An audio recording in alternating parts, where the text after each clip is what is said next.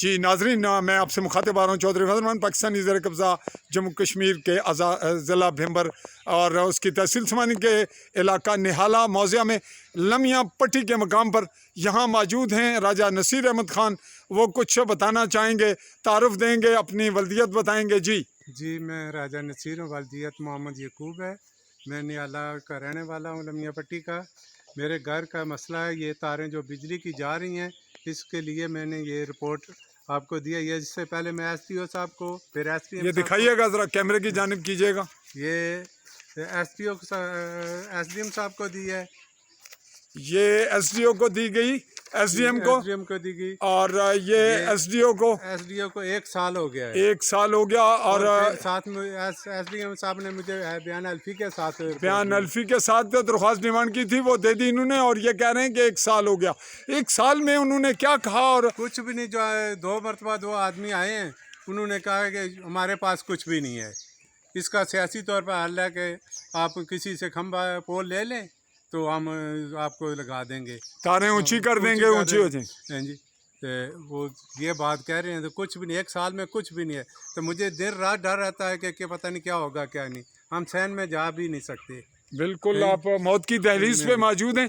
तो आपने मीडिया से रब्ता क्यों किया? क्या वजह, जरूरत पेश आई? मुश्किलात और कोई सुन ही नहीं रहा, बात क्या करें। यानी आपके पास आवाज पहुंचाने का मीडिया के अलावा कोई और चारा नहीं, कोई जरिया नहीं। जो यहाँ महकमे के पास या किसी ऑफिसर के पास जाओ तो वो उसके पास जाने का कोई फायदा नहीं है।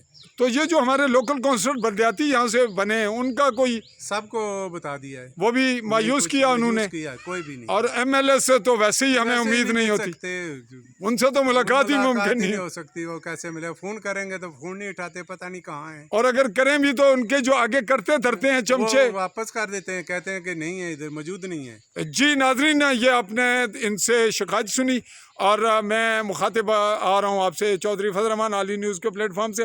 ये इनके सर से बिल्कुल बामुश्किल 1 फुट ऊंची होगी इस वक्त।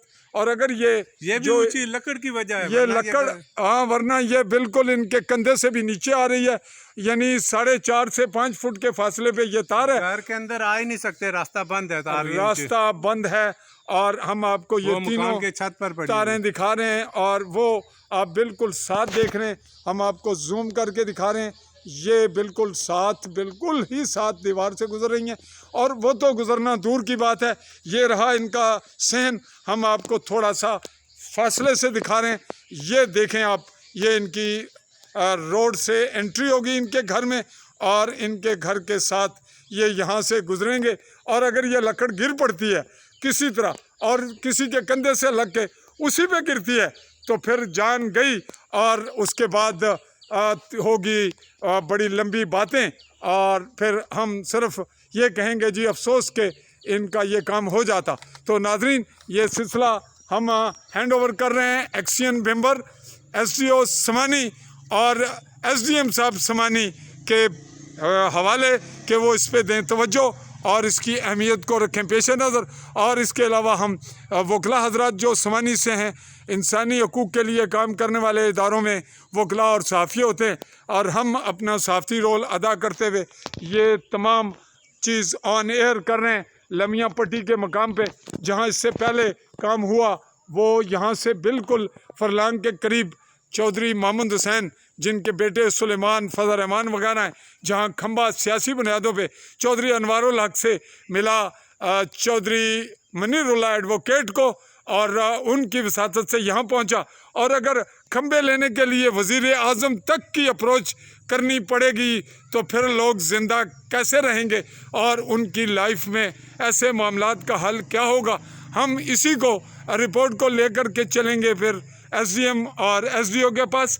और अगर कुछ हल निकला तो ठीक इस रिपोर्ट के बाद, वरना हम फिर ऑन कैमरा काट देंगे। ये कह रहे हैं हम तार काट देंगे और हम इनको लेकर के इसी तरह कैमरे के सामने गुजारिश करेंगे एसडीओ और एसडीएम से, ताकि इससे पहले की रिपोर्ट में भी यही हुआ कि हमने कहा जी जो बात आपने करनी है वो ऑन कैमरा ही करें कि आप कब तार ठीक करेंगे, खंबे का क्या हल करेंगे। तो भरतौर इसकी सूरत हाल, इसकी संगीनी को मद्देनज़र रखते हुए हम चाहेंगे कि हुकूमत आज़ाद कश्मीर और हत्ता के जिनके ज़ेर असर, ज़ेर इंतज़ाम या ज़ेर कब्ज़ा ये मुल्क, ये रियासत है, हम पाकिस्तान से भी ये मुतालबा करते हैं कि ऐसे वाक़यात में जो वापडा है वो खंबे वाफिर तादाद में आज़ाद कश्मीर को दे, ताकि यहाँ लोग कुछ ज़िंदगी के लम्हात जीना चाहें तो जी सकें।